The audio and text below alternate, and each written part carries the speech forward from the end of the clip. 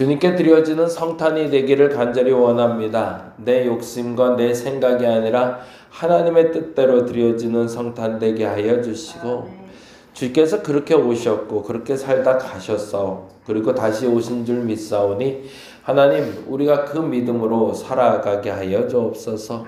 성탄의 즐거움, 성탄의 정체성, 성탄의 목적을 다시금 교회가 찾아오게 하여 주시고, 그래서 성탄이 참 좋은 날, 기쁜 날뿐만 아니라 예수 오신 날이라는 기억이 모두에게 각인되게 하여 주옵소서.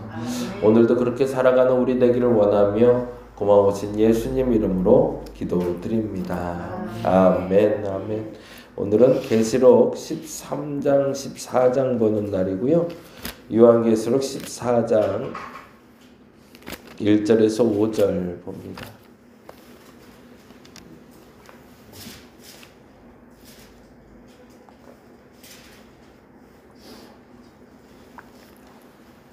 요한계시록 14장 1절에서 5절까지 같이 한 목소리로 읽겠습니다.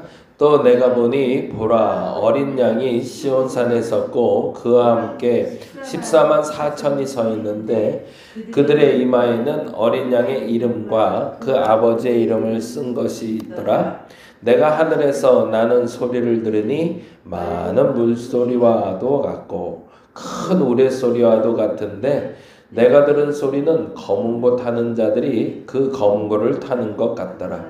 그들이 모자 앞과 내 생물과 장로들 앞에서 새 노래를 부르니 땅에서 속량함을 받은 14만 4천 밖에는 능히 이 노래를 배울 자가 없더라.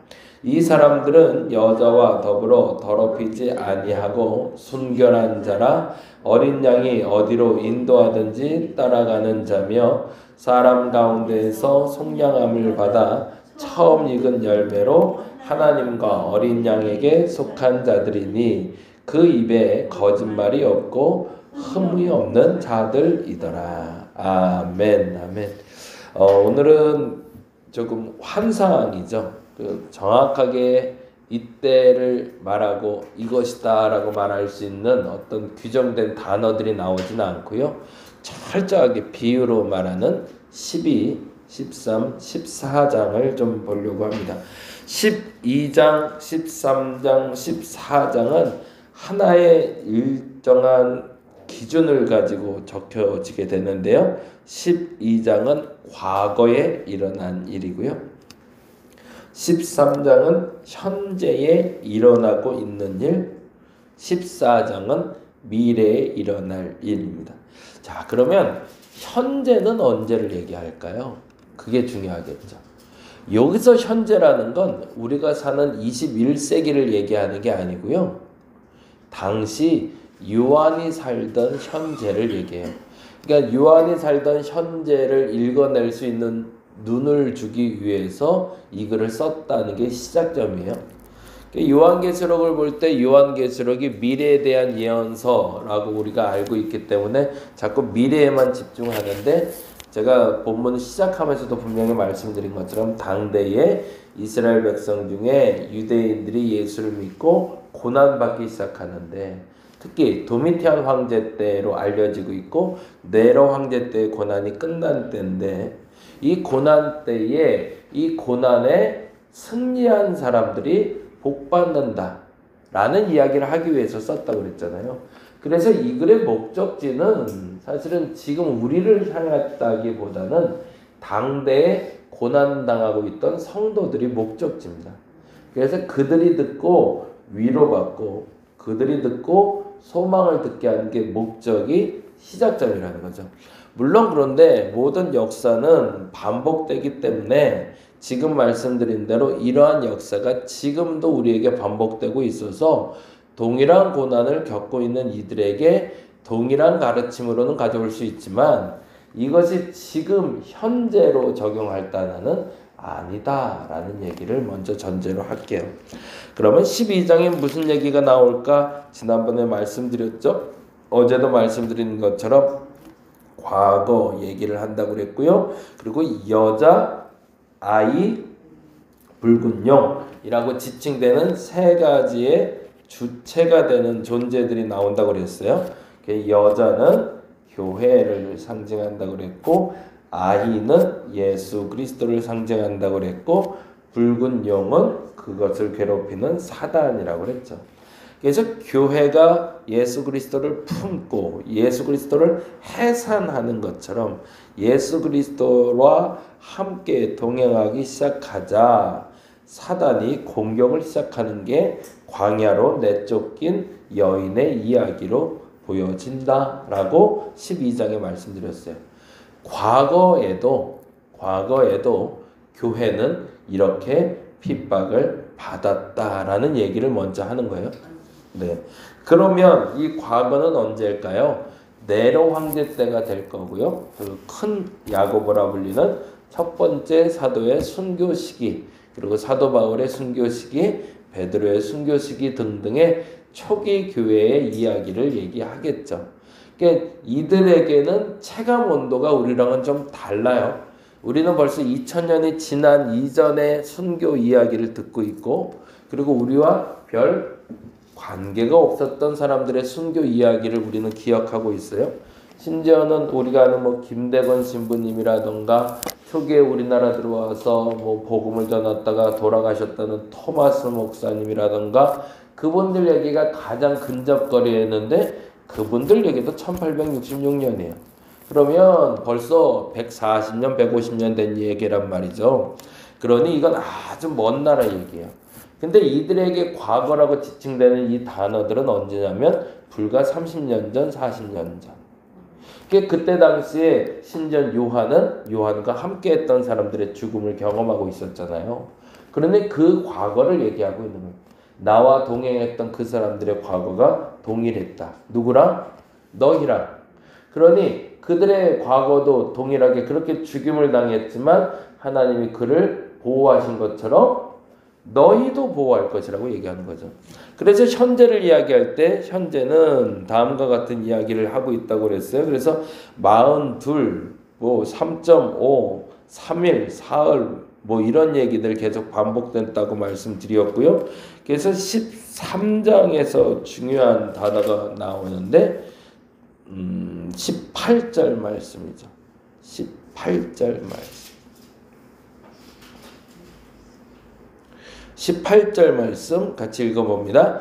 지혜가 여기 있으니 총명한 자는 그 짐승의 수를 세어보라. 그것은 그렇죠. 뭐라고 되어 있어요? 사람의 수라고 되어 있죠. 그리고 그의 수가 666이다 라고 이야기합니다. 그러면서 명확하게 얘기합니다. 그 짐승이라고 얘기할 때 그 짐승을 추상적인 언어로 어떤 사단의 추상적인 단어로 말하는 게 아니라고 얘기하는 거죠. 현재 너희들을 괴롭히는 그 존재가 사단이라고 말하지만 그 사단의 수를 세어보면 그 수가 사람이라는 거죠. 그리고 그 사람은 666이라는 숫자를 가지고 있다. 다른 말로 하면 당시의 네로 황제를 지칭하는 단어로 읽혀집니다. 이게 당대의 도미티안 황제도 동일하게 네로 황제처럼 너희를 공격하고 핍박하는 사람들이라는 것을 유대인들은 알아들으는 비밀 언어였던 거죠. 왜냐하면 유대인들의 언어는 우리와는 달리 알파벳의 숫자가 지칭이 되거든요. 이게 네로라고 유대인들의 말로 쓰면 그 네로라는 말을 분석하면 666이라는 단어가 나와요. 그래서 이들이 알아듣기는 남들은 뭘 알아들어도 유대인들이 알아듣기로 우리를 괴롭히는 사람은 황제다라고 이야기하게 된 거죠. 그게 언제 얘기? 현재 얘기를 하는 거라면 미래 얘기는 이렇게 합니다. 그런데 그러면 그들은 어떻게 될 것인가를 얘기하는 게 14장이에요. 14장 1절에 우리가 잘 아는 단어가 나오죠. 1절입니다. 또 내가 보니 보라 어린 양이 시온상에 섰고 그와 함께 그렇죠. 14만 4천이 섰다고 그랬죠. 14만 4천이라는 단어 때문에 우리가 헷갈리는데 그리고 이 14만 4천은 구원받은 사람의 숫자래요. 언제를 얘기하는 거예요? 미래를 얘기하는 거죠. 과거 12장은 과거 그리고 13장은 현재 14장은 미래를 얘기하며 미래에 구원받은 사람의 숫자가 14만 4천이다에 주목하지 말라라는 겁니다. 말 그대로 7이라는 숫자에 연관된 단어가 나오면 그건 완전수고, 그거에 반토막 난 것이 나오면 고난을 얘기하고, 그것에 하나 부족한 6이란 단어, 지금처럼 666이 나오면 그거는 그냥 사람의 숫자다 라고 얘기하고 있는 거거든요. 7이 완전수고, 그래서 신의 숫자고, 3.5, 7의 절반이 되는 건 고난을 얘기하고, 6이라는 건 사람의 숫자를 얘기해요. 7에 하나 가만. 그리고 나서 그 14만 4천에 대해서 이렇게 설명하고 있죠. 3절에 보니 그들이 보좌 앞과 내 생물과 장로들 앞에서 새 노래를 부르니 땅에서 속량함을 받은 14만 4천 밖에는 능히 이 노래를 배울 자가 없대요. 그러면 이 사람들이 특별하긴 하네요. 그러면 어떤 사람들일까? 그 사람들이 어떤 사람들인지 4절이 이렇게 비로소 설명을 해요. 4절 볼까요? 이 사람들은 여자와 더불어 더럽히지 않은 사람, 순결한 사람들이라는 거예요. 그래서 그 옆에 적혀있죠. 순결한 사람들. 그리고 어린 양이 어디로 가든지 따라가는 사람들이래요. 순결한 사람들이고 따라가는 사람들이고요. 그리고 속량함을 받아 처음 익은 열매들이래요. 그리고 또 나오는 게 있네요. 하나님과 어린 양에 속한 자들이래요. 그리고 거짓말을 안 하는 사람들이고요. 흠이 없는 사람들이 그들이래요. 그러니까 14만 4천은 숫자의 의미가 있는 게 아니라 어떤 의미가 있는 거예요? 다음과 같은 특징을 가진 사람들. 정결하고 예수 따라가고 처음 익은 열매고 하나님과 어린 양에 속한 자들이고 거짓말하지 않고 흠이 없는 자들은 어떻게 된다? 구원받는다는 얘기라는 거죠. 그래서 미래에 남는 자들이 있는데 미래에 하나님 앞에 구원받은 사람들은 14만 4천이다 라고 기억할 것이 아니라 뭐라고 기억해야 되는 게 맞는 거예요?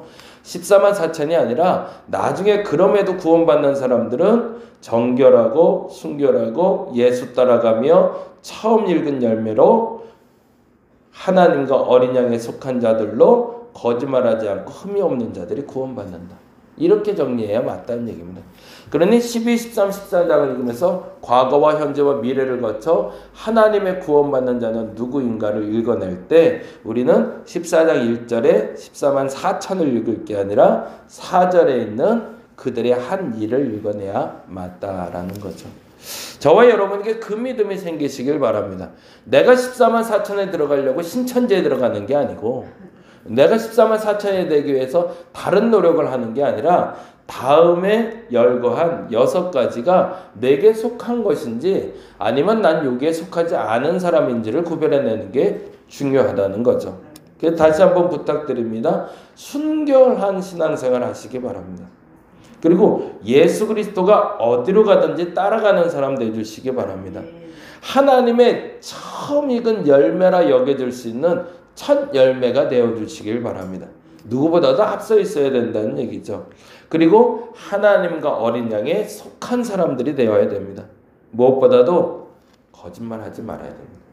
나를 속이거나 다른 사람을 속이는 사람이 되어서는 안 됩니다. 그리고 흠이 없어야 하나님 앞에 구원받을 수 있습니다. 그래서 그 14만 4천에 들어갈 수 있는 저와 여러분 되시기를 간절히 바랍니다. 기도하겠습니다. 요한계시록은 추상적인 언어가 많습니다. 환상도 많고 낯선 언어들도 많아 혼동하게 만들기도 합니다. 그런데 요한계시록에 요한이 해석된 내용만 쫓아가 봅니다. 14만 4천이 누군지 알게 됩니다. 그들은 유대인들을 지칭하는 것도 아니고 그리고 다른 어떤 특별한 존재를 말하는 것도 아니라 예수 잘 믿는 사람들을 말합니다. 그들이 얻을 수 있는 은혜가 있습니다. 그 어떤 환난의 때도 과거의 환난의 때도 그러했고 현재의 환난의 때도 그러합니다. 나도 그러한 믿음으로 구원의 반열에 이를 수 있는 우리가 되게 하여 주시옵소서. 감사합니다. 고마우신 예수님 이름으로 기도드립니다. 다 같이 기도하고 돌아가겠습니다.